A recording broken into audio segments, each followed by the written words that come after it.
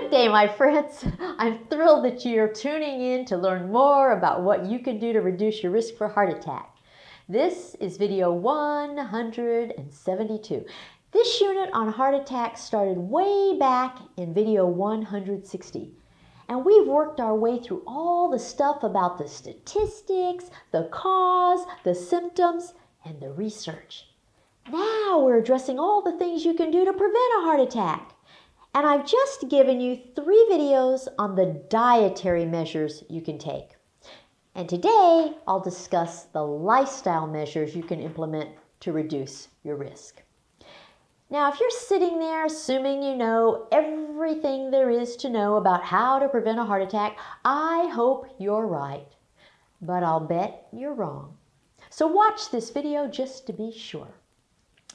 As you've seen in the previous 3 videos, I like to tie these risk-reducing measures to the risk factors that put you at high risk for a heart attack in the first place. So here's the list of risk factors for a heart attack that I covered in video 167.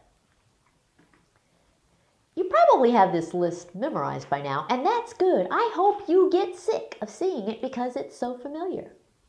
And here's the same list of risk factors with the items we'll cover today, highlighted in red. And there's one item for which you don't see anything on that list, so I'll present them one at a time. The first thing you can do to prevent a heart attack is stop smoking if you're a smoker, and never start if you're not.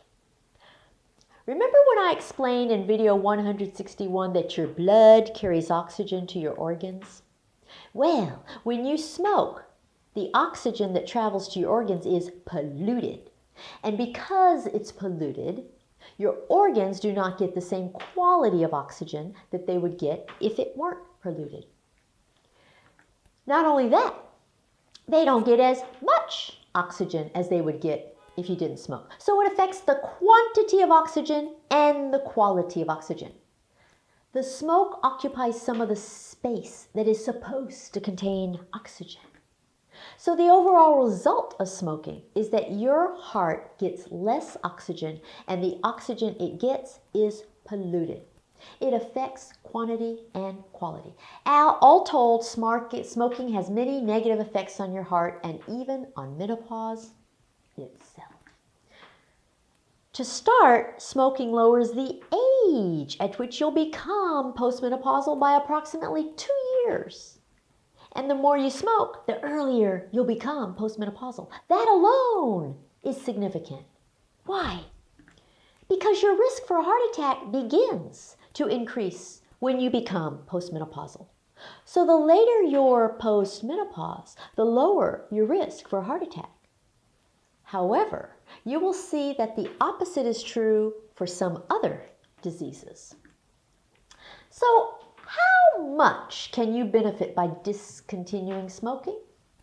Well, get this. After just 1 year of not smoking, you will have decreased your risk of a heart attack by 50%. And after 3 years of not smoking, you will have nearly erased your risk altogether. Isn't that incredible? This is so worth it. You'll save money and your life. So if you're a smoker, your very best option is to quit. The next lifestyle risk factor is obesity. That means that you can lower your risk for a heart attack by controlling your weight. Now, weight control is a very broad term. And for purposes of preventing a heart attack, it's too broad. And that's because when it comes to your risk for heart attack, the location of your excess weight is the most critical thing of all. Remember when I taught you about truncal obesity in video 167? Truncal obesity is defined as a waist measurement of greater than 35 inches or greater than 88.9 centimeters, or by a waist to hip ratio of greater than 0.8, or by an apple shape rather than a pear shape. The bottom line is this: the bigger your belly compared to your hips, the higher your risk of heart attack. So if you're pear-shaped, you are not at high risk for a heart attack. But if you're apple-shaped, you are. Heart attacks are directly related to how big your belly is. The bigger your belly, the greater your risk. Unfortunately, menopause itself makes us gain weight in our belly region. It's one of the things women hate most about menopause. So weight control actually addresses two of the items on our list of risk factors for heart attack, both obesity and fat in your abdomen. And that brings us to the third lifestyle measure for reducing your risk for a heart attack: exercise.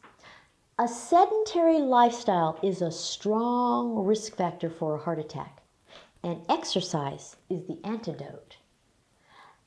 But the word exercise is also very broad.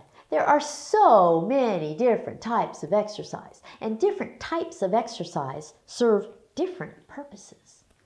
Not all exercise serves the purpose of preventing a heart attack.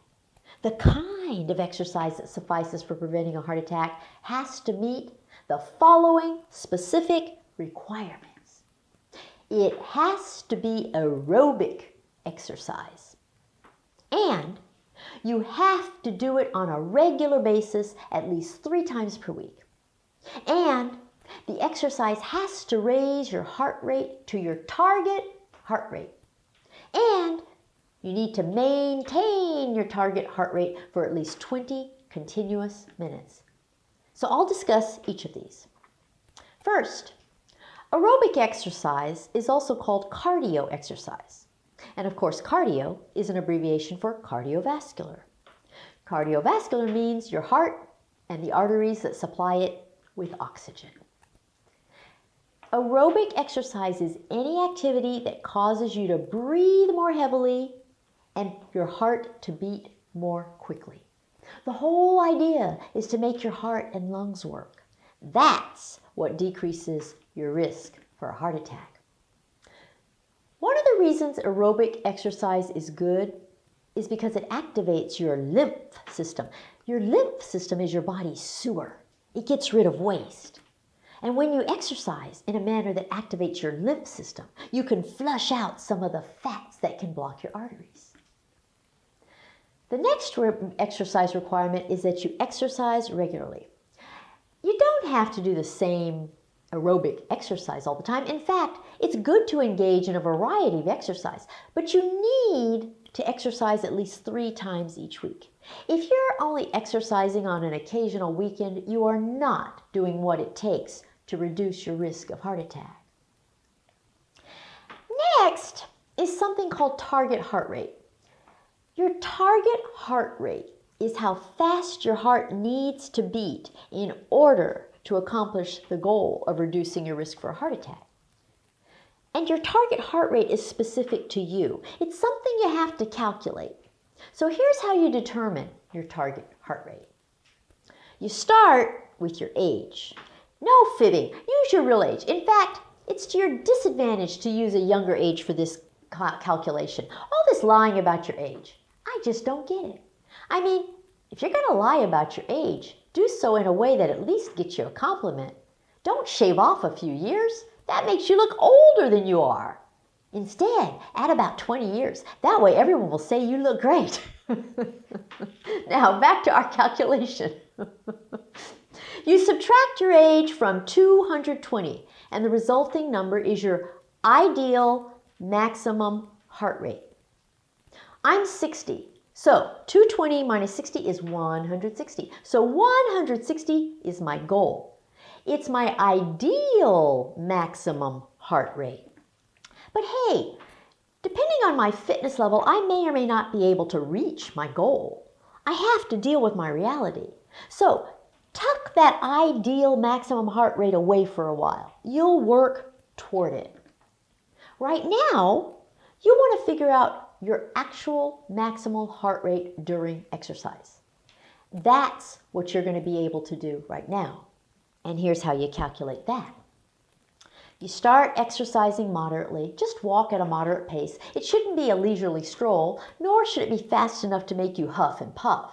It should be a pace that you can maintain for a long time. A steady, brisk walk that enables you to still talk is perfect.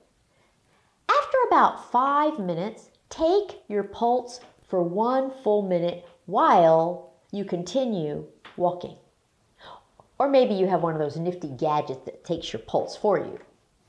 The number of times your heart beats during a minute of moderate exercise is your actual maximum heart rate during exercise. Okay, so now it's time to figure out your target heart rate. Your target heart rate is 50 to 85% of that actual maximum heart rate during exercise that you just calculated. Now, you'll find target heart rate charts in gyms and on websites everywhere. Your target heart rate is a range within which you want to maintain your heart rate during your exercise. It's not going to be as high as you might have imagined, and that's because you can't maintain a very high heart rate for very long. Most people are pleasantly surprised when they see that their target heart rate is very reasonable. The goal is to be able to maintain it over time. And the last requirement for exercise to prevent a heart attack is that you maintain the exercise for at least 20 minutes. In the next video, I'll give you some examples of the kinds of exercises that qualify for preventing a heart attack. One of the most important things, though, is to manage your expectations. The exercise you need for preventing a heart attack is not enough to result in weight loss. Weight loss is a whole different ballgame. And belly fat is the most difficult weight to lose. So keep this in perspective. Today I'm giving you exercise parameters to prevent a heart attack, not to lose weight. Okay, moving on. The next lifestyle measure for reducing your risk of a heart attack is to avoid a sedentary lifestyle. Now, this may sound redundant after talking about exercise, but the two are actually quite distinct. Sedentary lifestyle. That means that you lounge a lot. You're a couch potato. You drive when you could walk. You park as close to the building as possible. You use the elevator instead of the stairs. You sit at a desk all day. You ask others to fetch things for you. You pay someone else to do the things you could do yourself. You spend many hours a day on the computer or your iPhone. You text a lot. You use social media a lot. You play many video games. You're lazy. You get the picture. Much of life these days is sedentary. It seems that the more we advance technologically, the less we do physically. Some say that sitting is the new smoking. It's a metaphor. It means that having a sedentary lifestyle now increases your risk for a heart attack as much as smoking does. Fewer people smoke these days, but more people have sedentary lifestyles. So anything you can do to kick the sedentary lifestyle habit will decrease your risk for a heart attack. The little things add up. Every time you can get up and do something instead of staying still, you'll be decreasing your risk of a heart attack. Our next lifestyle measure for preventing a heart attack is dental hygiene. This one is a shock to many women. In video 167, I explained that gum disease, including tooth decay and cavities, increases your risk for a heart attack. I would wear this, but it's too big for my mouth. So if you have gum infection, gum inflammation, bleeding gums, or cavities, treatment will reduce your risk of a heart attack.